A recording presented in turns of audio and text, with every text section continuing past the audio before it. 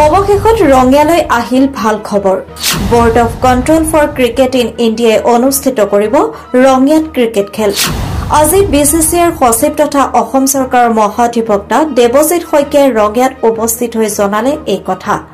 ৰঙিয়া জিলা ক্ৰীড়া সন্থাৰ খেলপথাৰৰ আন্তঃগাঁথনিৰ উন্নয়নৰ কাম কাজসমূহ পৰিদৰ্শন কৰিবলৈ আজি BCCIৰ সচিব তথা অসম চৰকাৰৰ মহাধিবক্তা দেৱজিৎ শইকীয়াই ৰঙিয়াত উপস্থিত হৈ খেলপথাৰ পৰিদৰ্শন কৰে। খেলপথাৰৰ চাৰিওফালে তেখেতে অতি কম দিনৰ ভিতৰত পকী ৱালৰ আৰু ৰঙৰ ব্যৱস্থা কৰিব। লগতে তেখেতে খেলপথাৰৰ বাবে প্ৰয়োজনীয় যি সুবিধাৰ প্ৰয়োজন সকলো ব্যৱস্থা গ্ৰহণ কৰিব বুলি জানিবলৈ দিয়ে। মানৱ ব্যক্তি আছে যিসকলক লৈ আমি গৌৰৱ কৰিব পাৰোঁ, সেই সকলৰ ভিতৰত এগৰাকী অন্যতম জ্যেষ্ঠ ব্যক্তি শ্ৰদ্ধাৰ ব্যক্তি হ'ল আমাৰ মাননীয় শ্ৰীযুত দেৱজিৎ শইকীয়া ডাঙৰীয়া। সকলোৱে জানে যে board of control for cricket in ইণ্ডিয়াৰ সচিব পদত তেখেত বৰ্তমান আছে, যিটো আমাৰ কাৰণে অসমৰ কাৰণে সঁচাকৈ গৌৰৱৰ কথা। আৰু আমি সৌভাগ্যৱান যে তেনে এগৰাকী ব্যক্তি আমাৰ নিচিনা ব্যক্তিসকলৰ মাজত আজি উপস্থিত আছে। আমি তেখেতক নিশ্চয় আদৰ যাচিম। বিভিন্ন ব্যস্ততা আছে আৰু এইটো কথাও আমি জনাব লাগিব যে এইখন ফিল্ডৰ আজি কিছু বছৰ আগতে এটা কদৰ্য ৰূপত পৰি আছে। আজি যেতিয়া মানুহ আহিলে আমি গৌৰৱ কৰি দেখুৱাব পৰা এটা অৱস্থাৰ সন্মুখীন হৈছোঁ যে ৰঙিয়াত এখন ক্ৰিকেট খেলপথাৰ আছে। আৰু সেই সম্পূৰ্ণখিনি বদন্যতা আমাৰ মাননীয় শইকীয়া ছাৰৰ। তেখেতে সপোন এটা নেদেখিলে হয়তো ৰঙিয়াত ক্ৰিকেট এছ'চিয়েশ্যনৰ উদ্যোগত এখন এনেকুৱা এটা হ'বলৈ গৈ থকা ৰূপ হয়তো আমি দেখা নাপালোঁ। ইয়াতে ৰঙিয়া জিলা ক্ৰীড়া সন্থাৰ যথেষ্ট হাত আছে। সভাপতি আমাৰ মাননীয় ভুৱনেশ্বৰ কলিতা ডাঙৰীয়া, তেখেতৰ হাত আছে। আৰু আমাৰ সম্পাদক মুকুতানন্দ ভট্টাচাৰ্য, তেখেতৰ যথেষ্ট লগ লাগি কাম কৰি আছে। আমি ভাবোঁ এনেকুৱা যুগলবন্দীৰ সহযোগত ৰঙিয়াই আৰু এটা পূৰ্ণতা পাব।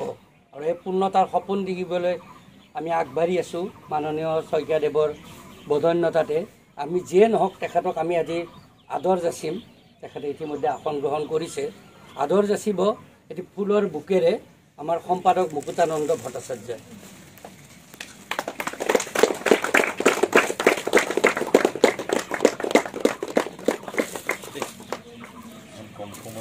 আৰু তেখেতক এখনি ফুলাম গামোচাৰে আদৰ যাচিব আমাৰ উপসভাপতি ডক্টৰ সঞ্জয় তালুকদাৰ ডাঙৰীয়া। আৰু তেখেতক এটি জাপিৰে আদৰ যাচিব আমাৰ আন এগৰাকী উপসভাপতি সমীন ডেকা ডাঙৰীয়াই।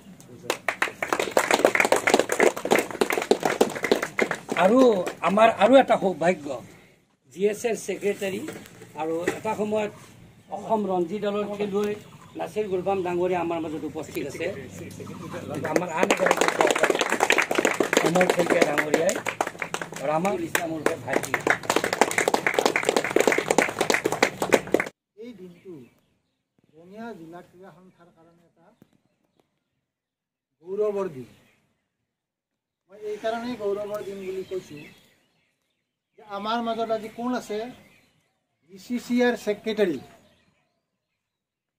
আমি হয়তো আটাইয়ে জানো আমাৰ কাৰণে বুলি নহয়, ভাৰতবৰ্ষতেই এবাৰ য'তেই নহওক কিয় BCCIৰ ছেক্ৰেটাৰীজনক লগ পোৱাটো এইটো আমাৰ কাৰণে এটা সপোনৰো অগোচৰ।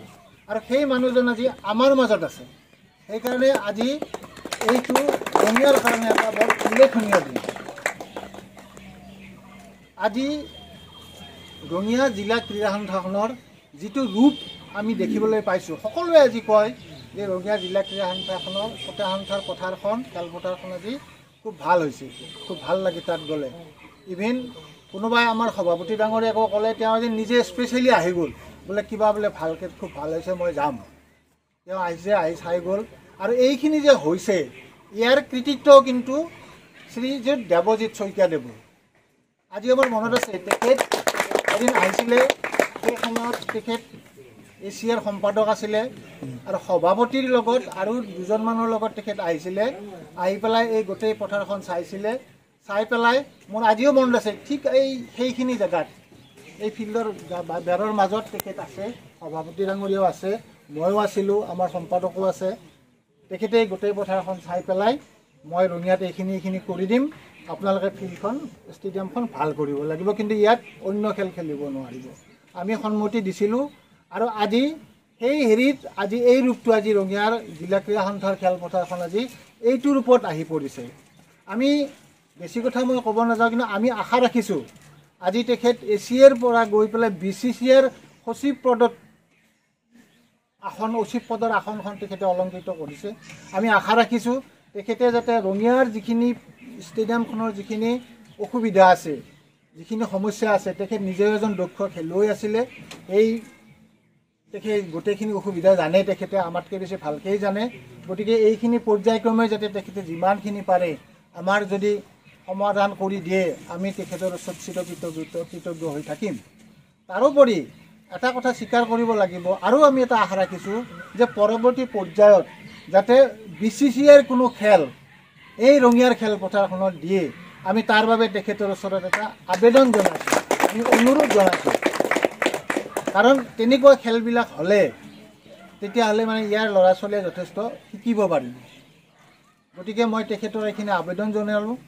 আৰু এটা কথা আমি সকলোৱে ক'ব লাগিব যে আমাৰ অসমৰ এজন সুসন্তান, যিটো আমি তেখেতে এতিয়া আমাৰ অসমৰ মানৱ সম্পদ হৈ পৰিছে, হিউমেন ৰিচোৰ্চ। কাৰণ আৰু যে কোনোবাই BCCIৰ এই সচিব পদত কেতিয়াবা গৈ অসমৰ পৰা এজন সন্তান গৈ পেলাই বহিব সেইখন চকীত, আমি সেইটো ভাবিব নোৱাৰোঁ। ইয়াৰোপৰি তেখেত কি ICCৰো ডিৰেক্টৰ পদত তেখেত অধিষ্ঠিত হৈ আছে। আজি তেখেতৰ কাষত মানে কি, মই নিজেও তেখেতৰ কাষত আজি বহিবলৈ পাই মই নিজে গৌৰৱ অনুভৱ কৰিছোঁ ব্যক্তিগতভাৱে।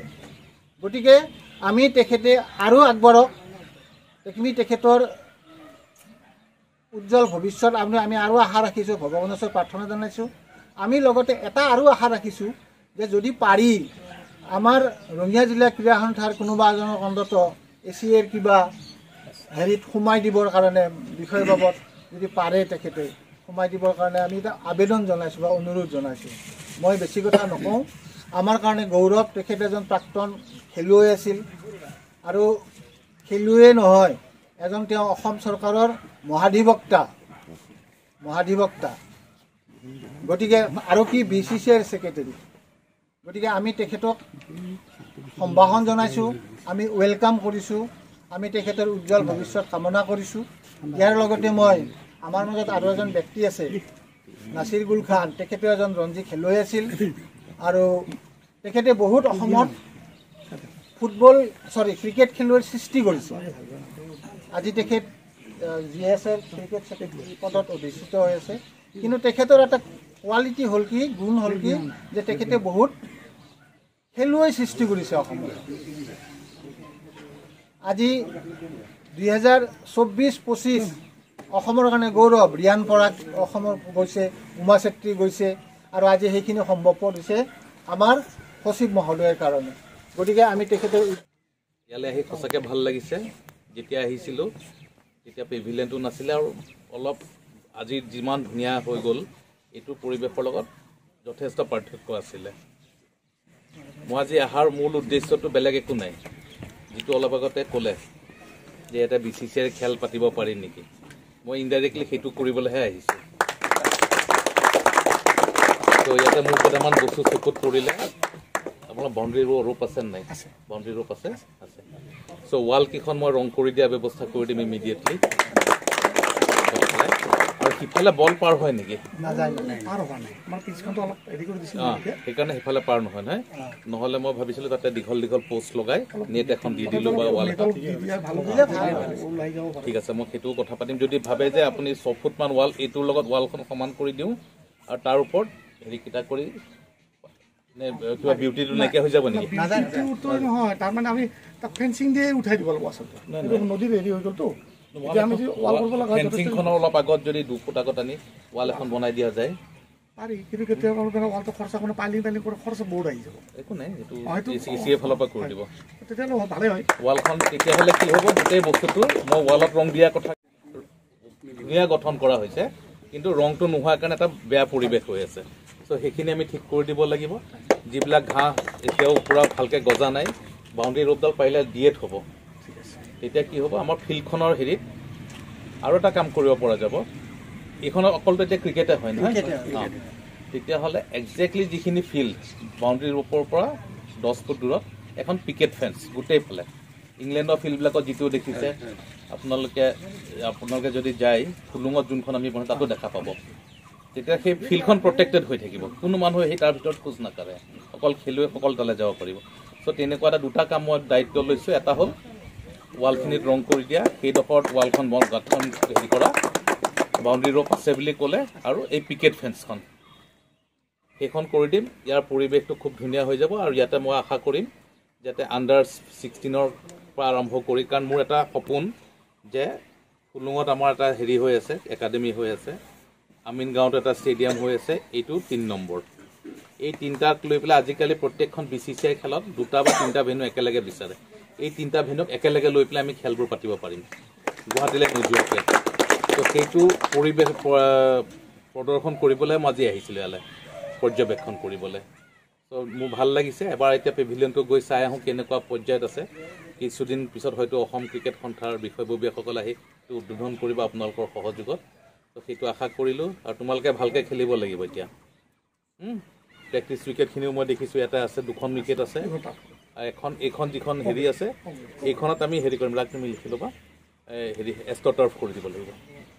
এইকেইটা কাম কৰাৰ দায়িত্ব লৈছোঁ, আৰু চবকে শুভেচ্ছা দিলোঁ। আৰু ইমান সুন্দৰকৈ মোৰ কথা কৈছে, মই ইমান কথা শুনাৰ আচলতে মোৰ স্বভাৱ নাই বা অভ্যাসো নাই, কিন্তু ধন্যবাদ জনাইছোঁ তথাপি, আৰু সকলোকে সম্ভাষণ জনাই হেৰি কৰিছোঁ, শুভেচ্ছা দিছোঁ, ভালকৈ যাতে খেলা। তোমাৰ নামটো কি?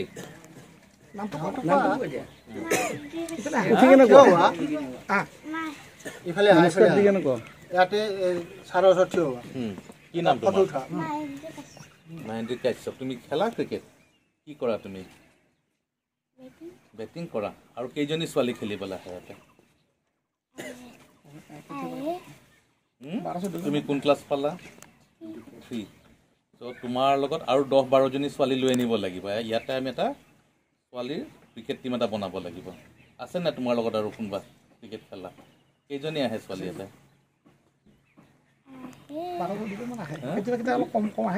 টিম এটা ভালকৈ বনাব লাগে। এতিয়া আণ্ডাৰ 15 যিহেতু BCCI আৰম্ভ কৰি দিলে ষ্টেট টিমত, দে হেভ এ ভেৰি, এতিয়া তোমাৰ ক্লাছ 8ত পঢ়া, তুমি ক্লাছ 3ত পঢ়া, তো তোমাৰ বহুত সময় আছে, কিন্তু তুমি ভাল কৰিছা এতিয়াৰ পৰা আৰম্ভ কৰি। আৰু ইহঁতৰ লগত খেলি থাকিবা, ল'ৰাকেইটাৰ লগত তুমি তাহাঁতৰ নিচিনা খেলিব পৰা হ'লে তুমি ইণ্ডিয়া টিমটো সোনকালে পাবা। ঠিক আছে, অল দ্য বেষ্ট। BCCIয়ে ৰঙিয়া ক্ৰীড়া সন্থাৰ খেলপথাৰত ক্ৰিকেট খেল অনুষ্ঠিত কৰিব বুলি উল্লেখ কৰি খেলপথাৰখনক অধিক উন্নত কৰিবলৈ বিভাগৰ বিষয়াসকলক দায়িত্ব দিয়ে। মই অসম ক্ৰিকেট সন্থাৰ যেতিয়া সাধাৰণ সম্পাদক আছিলোঁ, প্ৰায় 2-2.5 বছৰ আগত ইয়ালৈ আহিছিলোঁ। এতিয়া ফিল্ডখন বনোৱাৰ কাৰণে কিছুমান আমি হেৰি লৈছিলোঁ, ষ্টেপছ লৈছিলোঁ। আউটফিল্ডখনৰ অৱস্থা বেয়া আছিলে, আউট ফিল্ডিং কৰি নতুনকৈ ঘাঁহ লগোৱাৰ ব্যৱস্থা কৰা গৈছিলে। আৰু পিচ আৰু এই গোটেই জেগাখিনি আমি ডেভেলপ কৰিবৰ কাৰণে, যাতে আমি BCCI খেল পাতিব পাৰোঁ, তেনেকুৱা এটা পৰিৱেশ ৰচনা কৰিবৰ কাৰণে যিখিনি কৰিব লগা আছিলে, এটা পেভিলিয়ন নাছিলে, সেই পেভিলিয়ন বনোৱাৰ ব্যৱস্থা কৰিছিলোঁ। সেইবোৰ আজি সম্পূৰ্ণ হৈ উঠিছে, এতিয়া খালি এইবিলাক উদ্বোধন কৰিবলৈ বাকী আছে। মই সেইকাৰণে আজি কি পৰ্যায়ত আছে চাবলৈ আহিছোঁ। যদি ইয়াৰ পৰিস্থিতিটো ভাল হয় আৰু ইয়াতে যিখিনি পৰ্যাপ্ত সুবিধা লাগে BCCI খেল পাতিবলৈ, এটলিষ্ট এজ গ্ৰুপ টুৰ্ণামেণ্টবোৰ, সেইবোৰ কাৰণে চালোঁ, আৰু চাই পেলাই মোৰ যথেষ্ট ভাল লাগিছে। 2-এটা সৰু সুৰা কাম আৰু বাকী আছে, সেইখিনি কৰাৰ পিছত মই চেষ্টা কৰিম যাতে অতি সোনকালে ৰঙিয়াত BCCI এজ গ্ৰুপ টুৰ্ণামেণ্টৰ খেলবোৰ আমি পাতিব পাৰোঁ।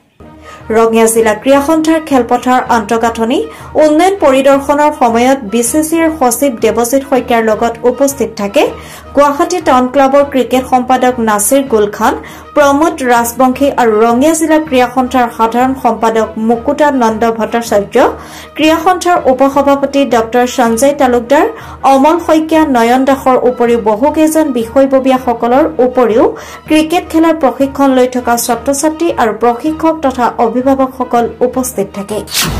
ৰঙিয়াৰ পৰা প্ৰিন্স কাশ্যপৰ ৰিপৰ্ট, অপৰূপা টিভি। ভালেই লাগে, বেয়া নালাগে। এনে যে কোচিং আহি আছোঁ আমি, মানে কোচিং যে কৰাই আছে আমাৰ ছাৰহঁত সদায় আহে, আমি চব ফেচিলিটি পাই আছোঁ এতিয়া, সেইকাৰণে কোচিং কৰি ভালে লাগে। ভালে লাগে, ফেচিলিটি বঢ়িয়া আছে, বলছো আছে, এফালে নেট ধুনীয়া আছে, 2খন তাৰ উইকেট আছে, এটা কংক্ৰিট উইকেট আছে, প্ৰেক্টিচ কৰিবলৈ ভাল হয়। মাজে সময় মেচবিলাকো হৈ থাকে ভাল ছাৰহঁতেও ভালকৈ গাইডে দিয়ে তে মানে ইমান বেচিক্স নলেজখিনি নাছিল এতিয়া মই ক'ব পাৰোঁ যে মই অলপ খেলোঁ আৰু এতিয়া খেলি পিনে ভালেই লাগিছে ভালেই লাগে খেলি পিনে আহোঁ ডেইলি তোমাৰ ভালেই লাগিছে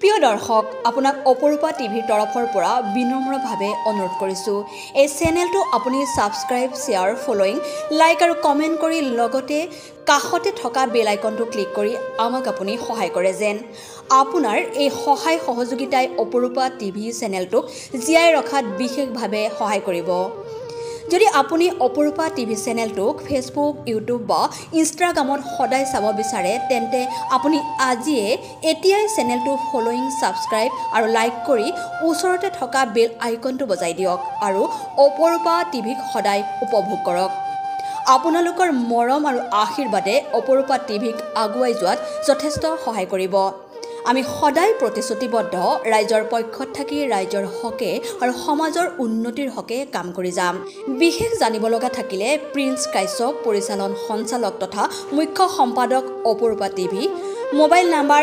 8135819868 নম্বৰত যোগাযোগ কৰিব পাৰিব ধন্যবাদ